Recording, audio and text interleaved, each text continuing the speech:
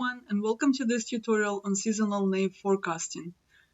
Today we are going to continue working on this data set that we have, Amtrak data. And as you remember from the previous tutorial, it contains two variables only, month and ridership. And ridership represents the number of passengers who ride Amtrak trains in thousands. That's all we have. All the data points were collected on a monthly basis. That's pretty much all you need to know. In the simple naive forecasting, I taught how to prepare time series data. I also plotted the data, and you could also try that. And now we can see actually that it would be a good idea to run a seasonal naive forecast given that our data seems to have seasonality in it.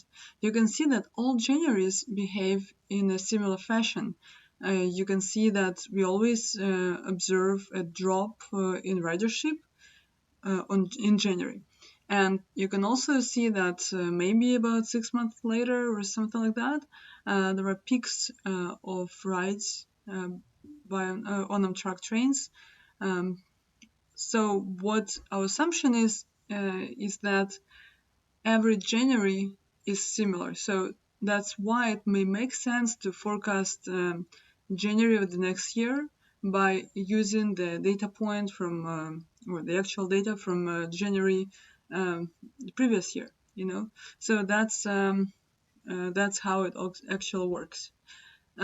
To run seasonal naive forecast, we also need to split the data, right? We need to create a training set, and that's what we did. We used a filter and we split it.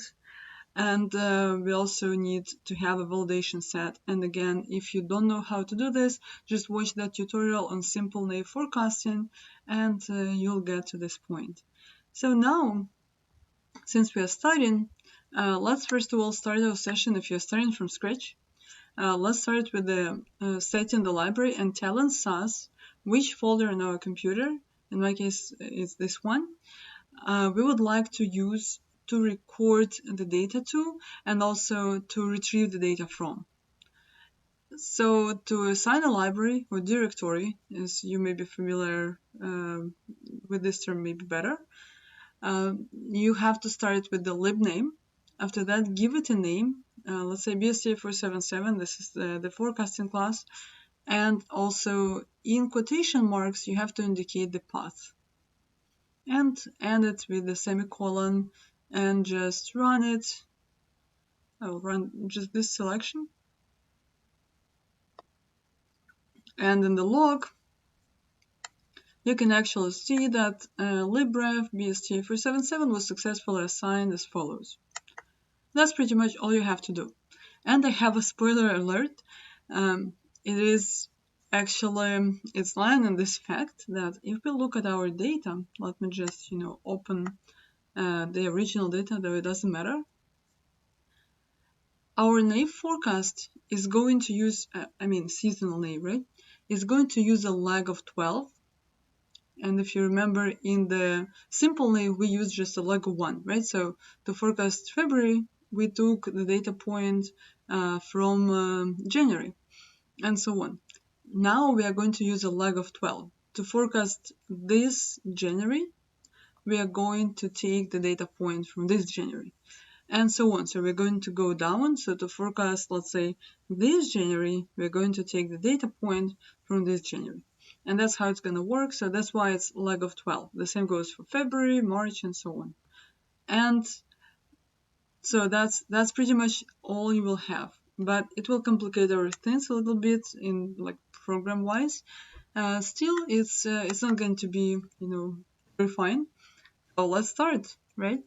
And let's say, sorry, I actually had to use the asterisk.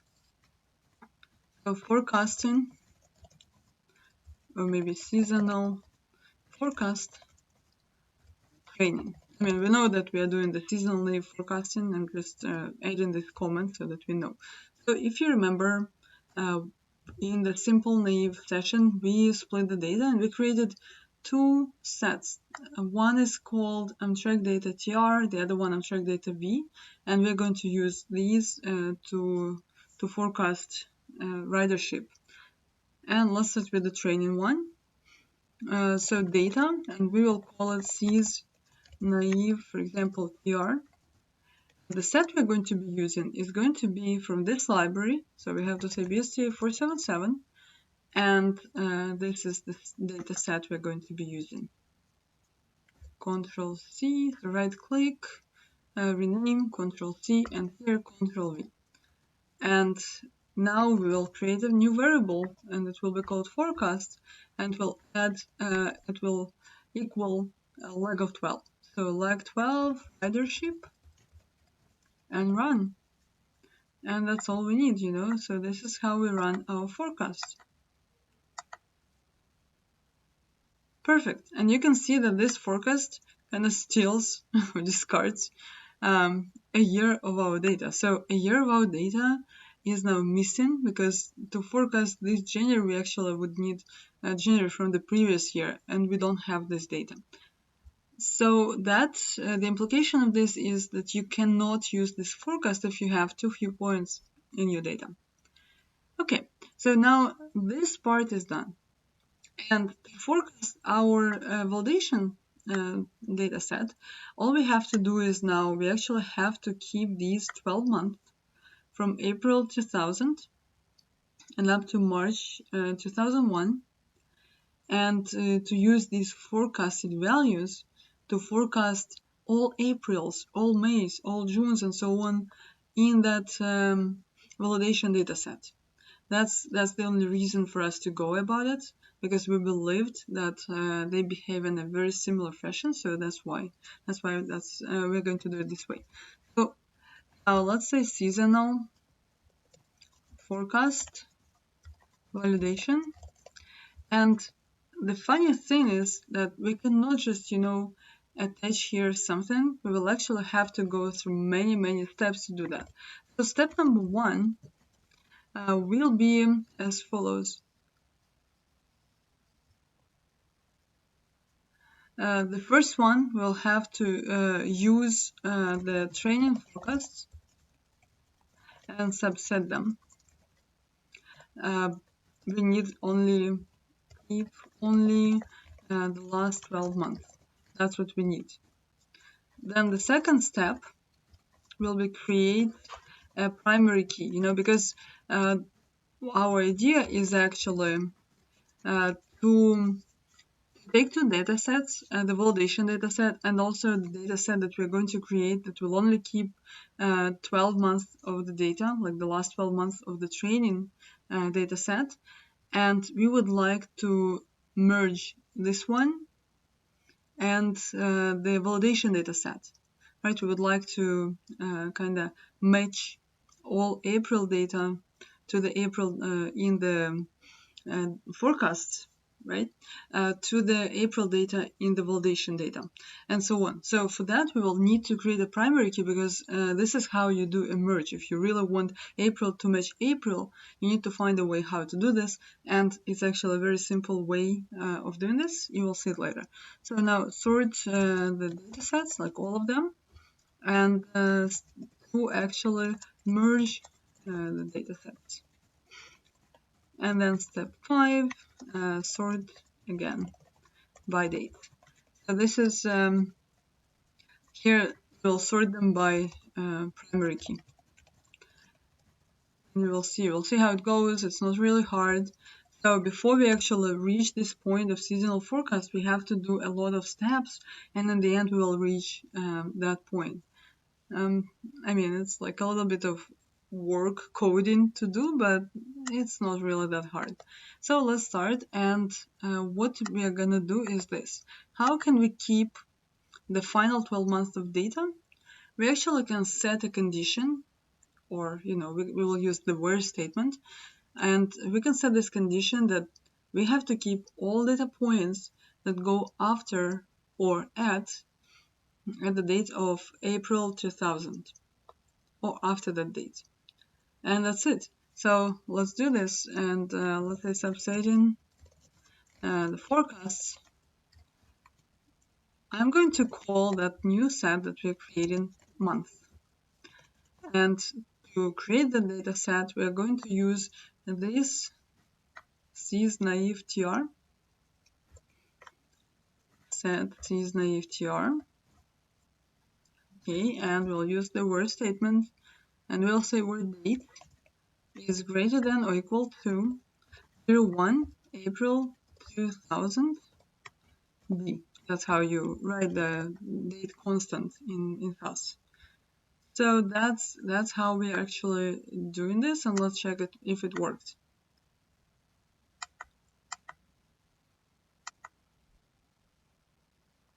And yes, it did.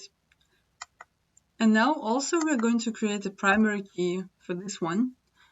In SAS, you have a cool function, it's called month, and it extracts the month value from each date. You need any variable that contains dates or date time, and you will just apply that function to that variable, and you will get this month data for yourself. So let's call that variable month, and the function by coincidence is also called month, and we'll apply it to the date, and that's it. That's all we'll need so far. So let's see. And right now we're going to go a little bit a wrong way so that you could see what kind of mistakes you should be avoiding when you're working on forecasts like this, because it can be tricky and you may actually miss it because you're not aware that this can happen, you know what I mean? So for now I will let you a little bit off stray, and after that we'll come back and we'll reiterate our programs, we'll fix some minor issues, and we'll arrive to the seasonal forecast. So now let's sort it. Okay, proc sort data equals, and we're going to sort the month by this new variable called month. So month out, month sorted, and we want to sort it by month, and run. We're creating a new data set. We're using the original data set called month, and we are sorting in the ascending order. We are sorting month by default. It's sorted by descending, and by ascending. If you want to sort it by descending, you will have just to specify that, and we're not doing it. So you can see month from 1 to 12, which is perfect. So now let's do a very similar thing. So let me just write that sorting the month data. Now we're going to do the same thing with the validation data. Okay, but we will have to do two things, right? We will have to create a new variable, and we will also have to sort that new data set by that new variable so that we have the same variable that is shared between the two data sets. So let's go and let's do this. So we'll say we'll creating a primary key in the validation data, and let's do this. So it will be called data, and let's call it, for example, validation truck, whatever, doesn't matter that much. So the set we're using is going to be now this one. Rename. So it will be set BSTA 477 dot unpack data v and run. So let's run to see if everything works. Everything is fine. Perfect. We have our 36 points and so on. So now we are going to create this month variable using applying the month function to the date, and that's how we're going to create actually the primary key that we'll use later for merging. Yeah, perfect. So now we have it all here, but now we have to sort them because you can see that our year starts with month 4, then 5, and so on. So to merge the data sets, it actually really needs you to sort the data sets before you do anything. So that's why we are going to sort all of that. So sorting the validation data. And we're doing this by primary key, right? So proc sort data equals validation underscore track and out valid, for example, sorted, and by month.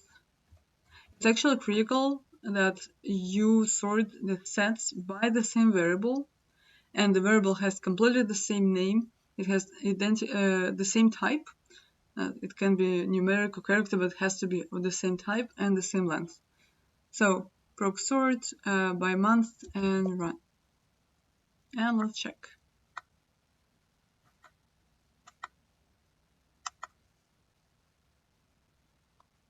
So everything is perfect, right? We have it all sorted. Now let's go and let's screw things up. You're gonna see what happens. If you remember, let me just show you. We have our track data that starts beginning April 2002 or 2001, sorry. And you're going to see what's gonna happen right now. So let's merging the data set. It will be data, and let's call it CS valid. And now set. Oh, sorry, not set. We're going to use merge because we're going to merge these two sets. One of them is the sorted month sorted data set, and the other one will be valid sorted, right?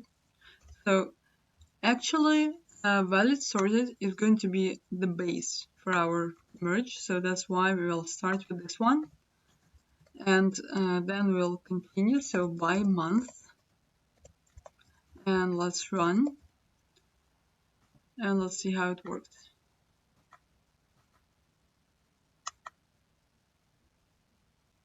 So yes, it worked, it did work. Now let's go, guys, and let's see what we have. Let's go.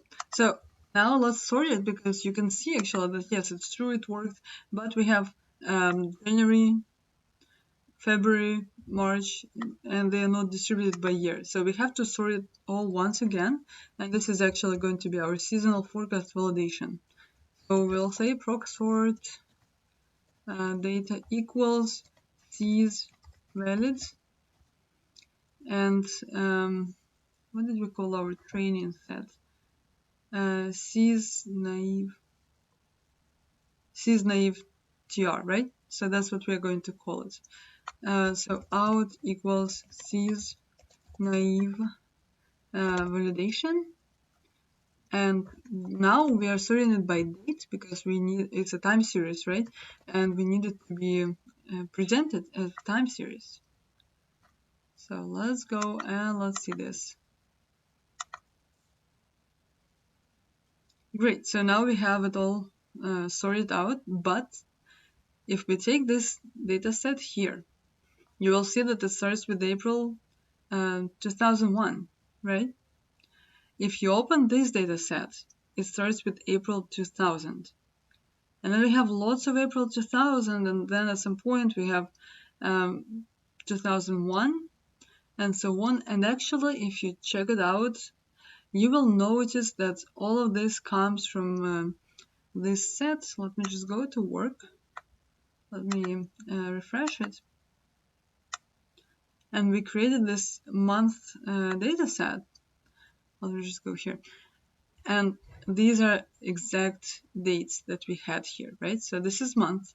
And now if we go to our seasonal validation, you will actually see that our forecasts, sorry, our ridership here corresponds to the values of the month ridership here. But let's remember this number, 1971, blah, blah, right? But if we go to the validation data that we have, you will actually see that here it starts with 2023 something.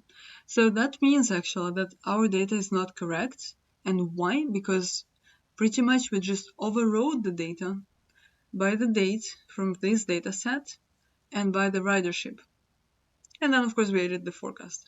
So what it tells us about this data set is that actually we have to create this proper forecast, we have to delete these two columns, and we only have to keep these two. And that's exactly what we are going to do.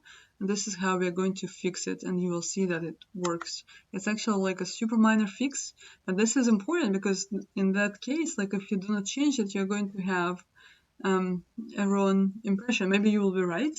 I mean, by coincidence, it's possible that sometimes you can arrive at a right conclusion by applying some wrong methods, but this is not what you would like really to rely a forecast on, right? So what we're going to do is we'll take our month sorted here on top, and since we're creating a new data set, we can actually apply the drop statement here, with the drop option, and we are going to drop two variables, date and ridership, because we don't want them to override our data, and we only want to keep the forecast and the month variables, and that's it. So you see now we only have two. We still have our 12 months, but now it's going to change so much. You will see. We could have also done it actually here, we could have also done it even before, but that's fine. I mean, doesn't matter wherever you apply it, and maybe in the subsetting step it would have been nice. So now we have our validation, and now let's go to our proc sort. And it's better to run them step by step just to make sure that you check if everything works or not. Because sometimes you can miss stuff. Now we can see our data, but before we actually sort everything and merge everything, we cannot say much. We cannot say if it worked or not. Okay, so we have a forecast. Now let's run the proc sort and let's see where the data starts from. And yes, it worked, right? So we have our April 2001 and our ridership 2023 something, and then we also have our forecasts, which is exactly what we needed. So this is our validation forecast, and now again coming back to our errors, because we have forecasted everything. Now we need to estimate the model. We can see whether the model is adequate or not, and also we need to compare this model to other models. So this is what I propose to do, and let's start with the training data, right? So again, there are 5 error terms that we are going to calculate: the mean absolute deviation, the mean squared error, the square root mean squared error, the mean absolute percent error, and also the mean percent error. And for that, I will just go here and I will borrow these variables that we are creating. Abs diff blah blah. So again, I will just go over all that quickly because we did it last time, and this time I don't see any need to go over them again. But there are important points here, guys, and these important points, they are that you should place all of that after the forecast, because at first you need to create the value, right? You need to calculate the value to use it later. Okay, so for example, for med, we need the absolute value of the difference of actual and the forecasted point, and this is what we are creating here. This is the regular difference, and then also you have the squared difference for our MSE, and you also have the absolute value, the absolute proportion of the difference of the actual data point and the forecasted point out of the actual data point. And you also have the regular difference, right, without any absolute straight brackets. You can also calculate the proportion out of the difference of the actual and forecasted values out of the actual value. And this is how it's all gonna start. Let me just run the selection. Perfect. So now we have all these values, and the next thing that we have to do to calculate all of that, we will need to run the proc means step. So summing the values, and after that we'll use them in formulas, right? So we'll say proc means data equals, and data equals C's naive TR, and our variables will be, we need the absolute to sum it up, because you can see it requires the summary. Also, we need not the difference, because we never need to sum this thing. We actually will need to sum the proportions, or we need to sum the squared difference. So that's why we'll need the squared difference. Also, we'll need the proportion of the absolute values and the proportion of the regular values summed up. So also we're going to create a set that we're going to be using. So that's why we have to say output out equals, and we'll say sys naive tr sum, for example. And the statistics we want is sum, and we want autoname that will add the suffix to all of these names. So instead of just having abs, we will have abs underscore sum. And also, guys, we do not want to see anything printed, so we'll use the no print option for this proc mean statement.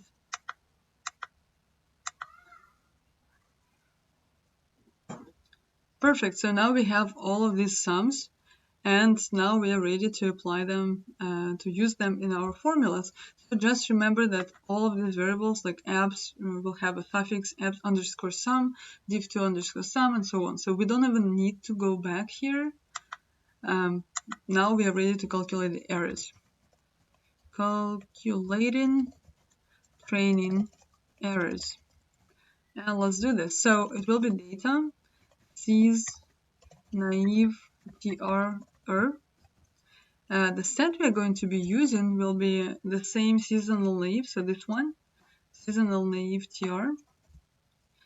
That's going to be our base set, but also we're going to call the values from the proc mean procedure. So say if underscore n underscore equals 1, then set, and the set we're going to be calling with all these values is this one that we created with the sums, right? So let's use this one, semicolon, remember about the semicolon.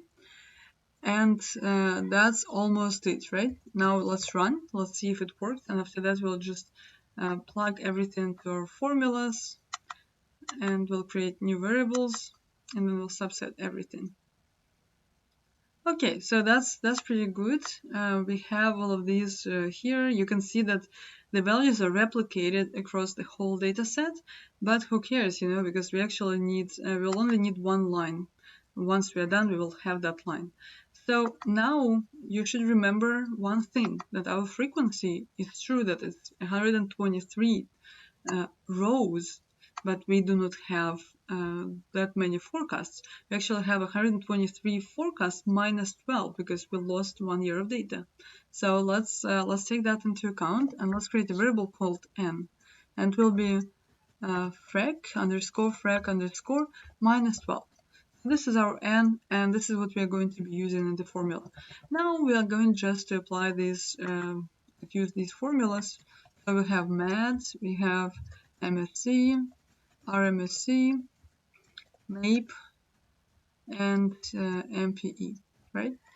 So for MADS, we need the absolute value, the summed absolute value over n, and we called it abs underscore sum. That's what it's gonna look like. So it will be abs underscore sum divided by n. For MSC, we need actually the squared difference and summed, of course, and over n. So let's do this.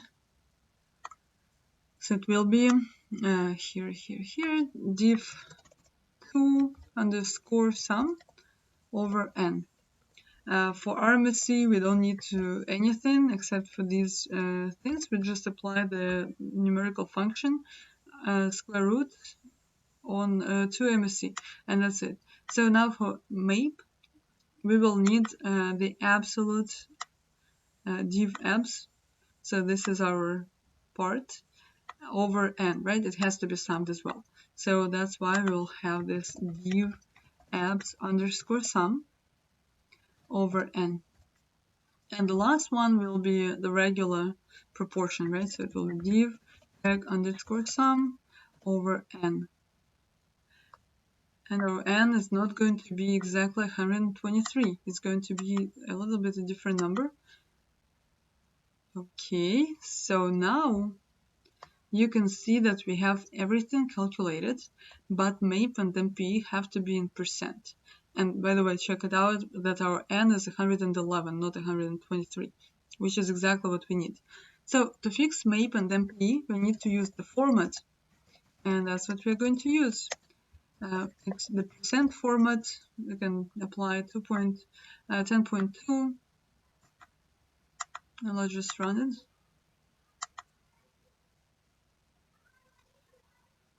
Okay, so here it is, right? But we actually don't need all of the data. We only need one line and only these values, right? So that's what we're going to do. We are going to set here a condition. We can actually set it right here after we are done, or maybe even before, right? So we can say where date equals, and our date will equal to 0.1 then 1991 because okay, so this is all we need for now. We only need one line of code.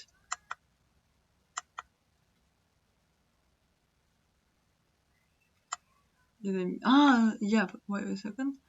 So where, one second, did I miss anything? Okay, let me just see what is wrong here. Let me go to the log and let's see why it didn't work. So it didn't work because there was no variable called date, and there was no variable called date. Why? Let's see why. Okay. I may be wrong, you know, it's possible. But no, we have this variable called date, cs naive tr, right? Okay, so let's apply it maybe here, and let's see how it works. Okay, perfect. So now we have this done. And now we only have, all we have to do, we have to specify that we would like to keep these. And what is important is that we do not actually use the drop or keep option at the set point, because then we can delete the date, and in the end we will end up not having anything, you know. So we'll use it here. That will be at the output.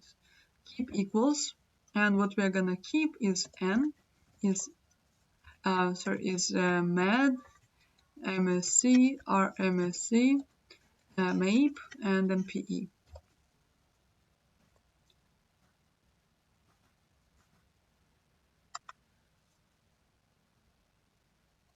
And that's it, you know. So now we have our training errors. Now let's go and let's do the same thing, but for the validation errors. And I'm gonna just, you know, use these over there because I don't want to redo everything. It makes no sense just, you know, to retype stuff because it's not that important, right? So we'll call it data, and let's say cs naive vd error, and the set we're going to be using, set is going to be cs naive vd. So that's our set that we're using, and we're going to apply everything apart from the forecast because we don't need it, we already have it, and we are actually just using the forecast we created in the training set. So now let me just say that we are calculating errors in the comments. It's kind of nice, you know, to have comments like this, just to know what it is exactly you're doing. So let's calculate these errors. Perfect, we have all of the errors calculated, but we are not done yet, right? So now we have to sum them. So we'll run the proc means, data equals cs naive vd error, and the variables we're going to be using are going to be exactly these ones, right? Abs div2, div abs, and div reg, and again we're going to create the output and we need that file, right? So we will call it, what did we call it here? We called it SES naive tr sum. So here we're going to give it a similar name, SES naive vd sum. And the statistics we need is the sum, and we're going to use the autoname option just to make sure that all of these variables have a suffix underscore sum after them in that new data set. Okay, perfect. So let's check it out. Great. So now we can actually do our last step, right? So it will be data SES NVD, for example, error. That's where we'll have our errors, all of them. The set we're going to be using will be SES naive VD. Also, we'll need to specify that we only want one data point, right? So where date is equal to, and our date will equal to, 1 second. Let me check where it starts, so I always forget dates. So it will be equal to April, for example, 2001. Okay, so it will be 01 April 2001.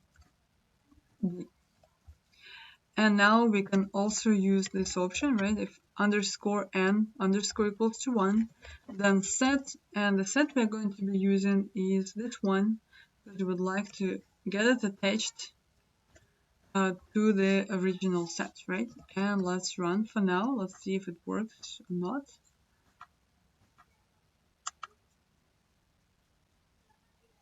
Yes, so we have all this information now.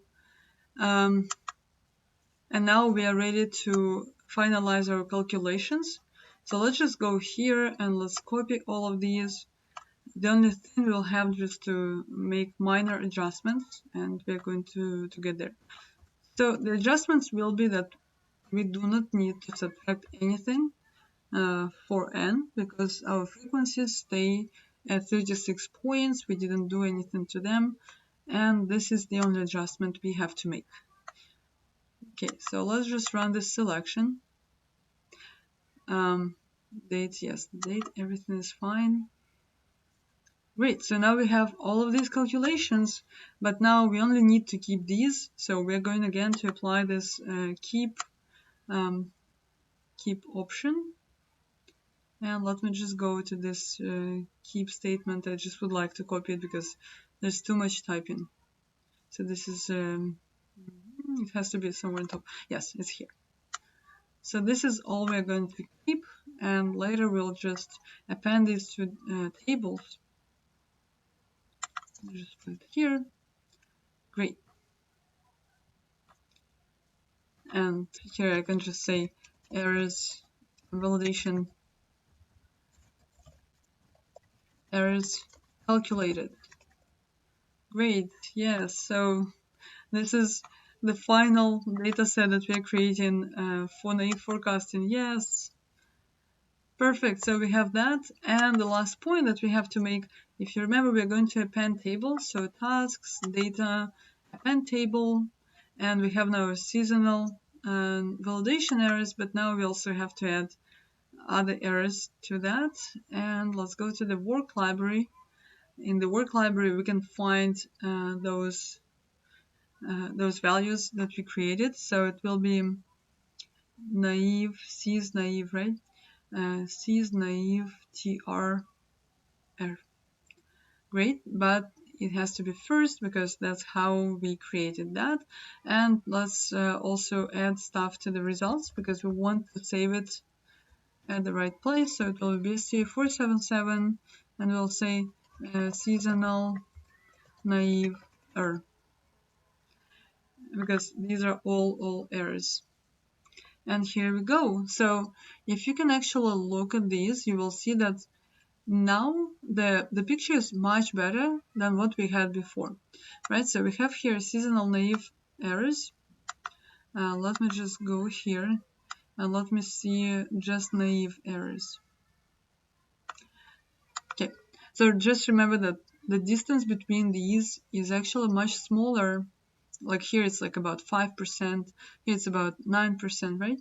Now let's look at our simple naive errors. Here it's 16%, here it's about 9%, and so on. So definitely that shows you that our seasonal naive errors, our seasonal naive model is actually much better than this one. It's more sturdy. It's yes, it's more reliable because its forecasts are very, very close, or maybe not very close, but are much closer to the actual data than the simple naive forecasts, where we are just using a lag of 1. And that's all. That's it.